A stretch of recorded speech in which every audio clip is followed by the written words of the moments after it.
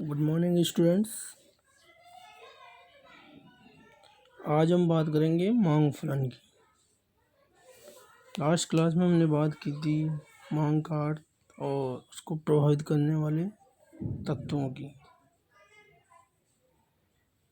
किसी भी वस्तु की कितनी मात्रा एक उपभोक्ता या बाजार में विद्वान सभी उपभोक्ता खरीदेंगे, यह न केवल उस वस्तु की कीमत पर निर्भर करता है बल्कि इसका निर्धारण अनेक घटकों, जो कि हमने कल बात की थी, द्वारा किया जाता है। ये घटक जिन्हें हम स्वतंत्र चर इंडिपेंडेंट वेरिएबल्स कहा जाता है, एक साथ या पृथक पृथक रूप में वस्तु की मात्रा को प्रभावित करते हैं। बीजगणितीय रूप में हम कह सकते हैं कि मांग अनेक घटकों का एक फलन है। Q dx demand of x जो कि फलन है, px प्राइस ऑफ x यानी x वस्तु की कीमत, py प्राइस ऑफ संबंधित वस्तुओं की कीमत, y उपभोक्ता की आय, उपभोक्ता की रुचि पसंद और पॉपुलेशन उपभोक्ता जनसंख्या।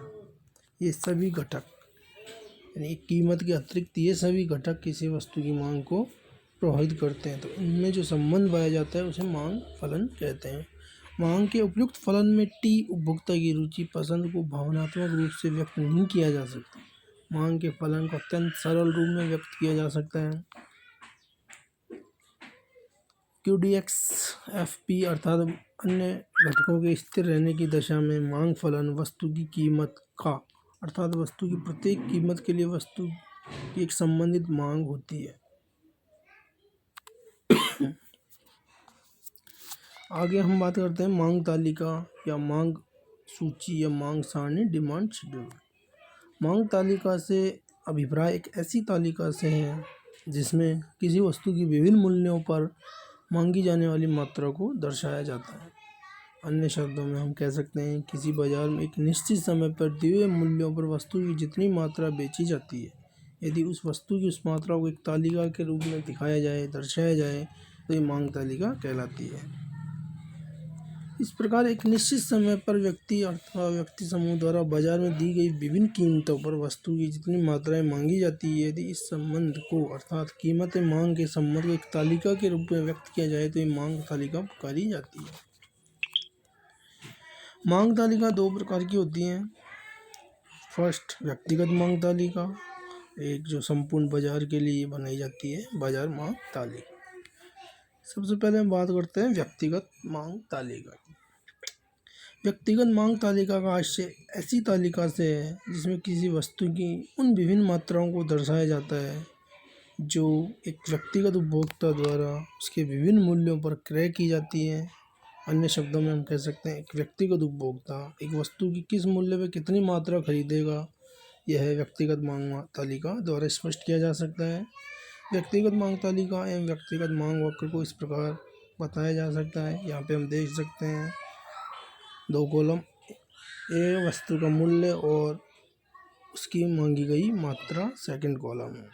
यहाँ पे हम देख सकते हैं कि जब वस्तु का मूल्य 8 रुपये है, मांगी गई मात्रा 1 है, और जैसे जैसे वस्तु का मूल्य में कमी होती है मांगी गई मात्रा में वृद्धि हो जाती है, जैसा कि हम पढ़ चुके मांग का नियम।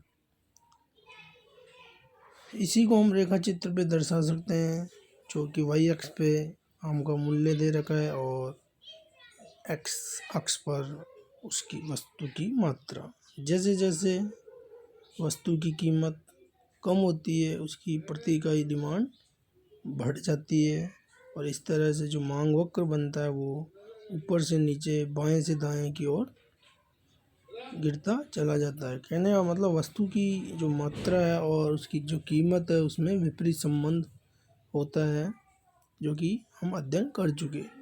जैसे जैसे किसी वस्तु की क्या मूल्य कम होगा, उस धीरे धीरे उस वस्तु की मांगी गई मात्रा में वृद्धि होगी। जो रेखा चित्र बताया उसमें एक्स अक्ष पर उपभोक्ता की मांगी गई मात्रा, वाई अक्ष पर टीडी मांग रेखा है, जो ये दर्शाती है कि वस्तु के मूल्य में कमी होने पर व्यक्तिगत उपभोक्ता उस वस्तु के उपभोग की मात्रा बढ़ा देता है। इसके विपरीत मूल्य में वृद्धि होने पर उसके उपभोग की मात्रा कम कर देता है। इससे आगे हम बात करेंगे बाजार मांग तालिका, जो कि अगली क्लास में देखते हैं।